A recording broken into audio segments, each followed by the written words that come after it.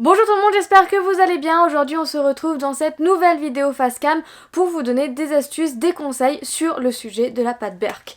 Alors déjà, qu'est-ce que c'est la pâte Berk? Et c'est tout simplement tous les restes de pâte qu'on ne sait pas quoi faire. Voilà, ça peut être des anciennes créations finalement qu'on n'a pas cuites puisqu'elles nous plaisaient pas, ça peut être de la pâte qui a été tachée par d'autres couleurs, ça peut être de la pâte qui a été salie avec de la poussière, enfin bref, tous les restes de pâte qu'on ne sait pas comment utiliser. Alors la luminosité va faire que de bouger parce qu'il y a beaucoup de nuages et du coup ça fait très lumineux, très sombre, très lumineux, très sombre, donc j'espère que ça passera. Alors comme vous le savez, la pâte polymère ça coûte cher, voilà, c'est un loisir qui coûte quand même pas mal d'argent et il ne faut surtout pas gâcher de la pâte Berk même quand on pense qu'on ne peut rien en faire. Et du coup qu'est-ce qu'on fait avec cette pâte? On la stocke.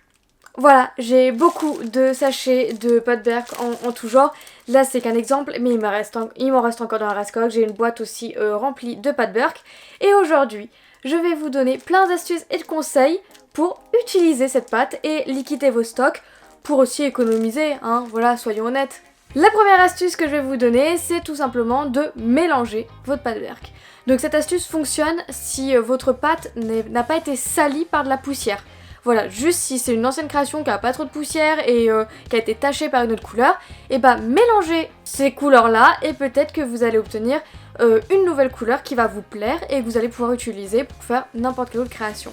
Donc voilà, des fois on peut être vraiment surpris par les mélanges parce que des fois on va mélanger des couleurs qui vont absolument pas ensemble, mais en fin de compte quand tout est mélangé, on obtient une super belle couleur.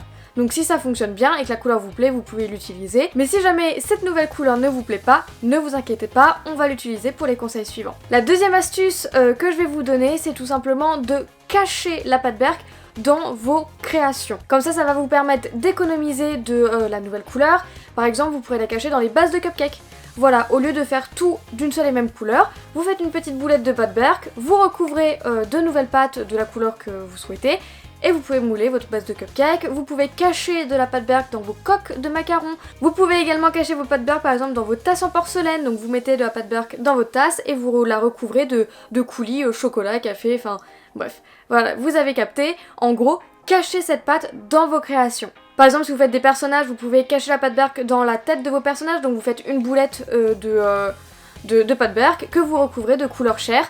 Et comme ça, dans votre tête, en fait, de personnage, c'est que de la pâte Berk. Et comme ça, vous avez économisé, en fait, de la couleur chair. Tout simplement. Donc voilà, vous pouvez utiliser cette pâte en la cachant. Tout simplement. Troisième astuce que je peux vous donner, c'est tout simplement de réaliser une création en pâte Berk et de la peindre. Voilà, après la cuisson, donc vous savez que la fimo, une fois qu'elle est passée au four, on peut lui faire tout ce qu'on veut. Donc, par exemple, la peindre.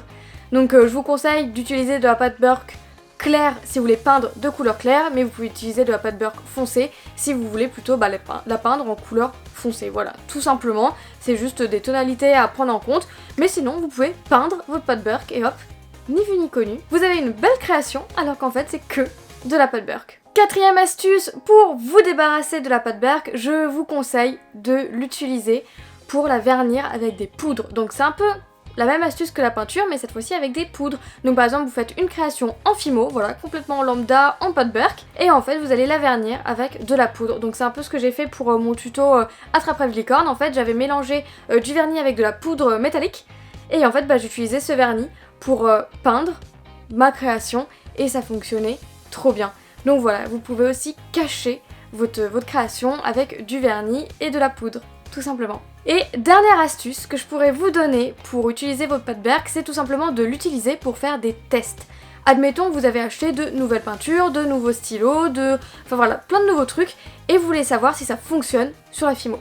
Et tout simplement, vous allez faire une petite plaque de pâte Berk, et vous allez faire tous vos tests dessus. Tester vos marqueurs, tester vos nouveaux Posca, tester votre nouvelle peinture pour savoir si elle accroche ou pas à la pâte.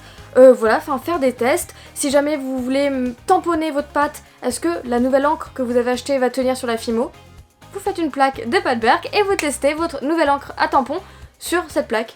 Voilà, tout simplement, c'est d'utiliser en pâte test en fait pour tester tous vos nouveaux trucs. En fait, ce sera une plaque un peu cobaye, voilà, pour savoir si telle ou telle chose tient sur la pâte. Ça peut être pareil pour des nouvelles colles. Si vous voulez tester des nouvelles colles, vous faites 2 plaques de pâte Berk et en fait vous les collez, et si ça colle bien, c'est que votre colle peut fonctionner pour la fimo. Si ça colle pas, vous savez que votre colle ne fonctionne pas pour la fimo. Donc voilà, ce ne sont que des exemples parmi tant d'autres, mais vous pouvez vous servir de cette pâte pour tester, voilà, en guise de test, en guise de cobaye, ça vous évite d'utiliser de la pâte toute neuve, tout simplement. Et voilà, je crois que j'ai fait le tour. Et bah dis donc, ça aurait été une vidéo vraiment très courte, hein.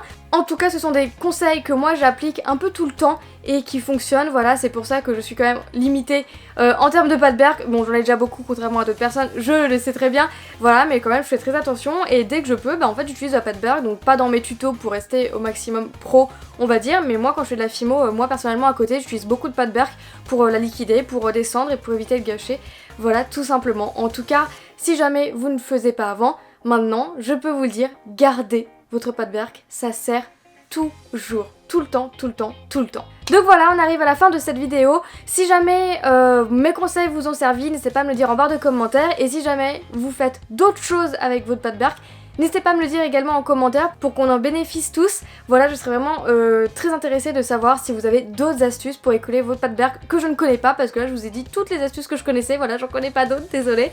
En tout cas, j'espère vraiment que cette vidéo vous aura plu, qu'elle vous aura aidé aussi.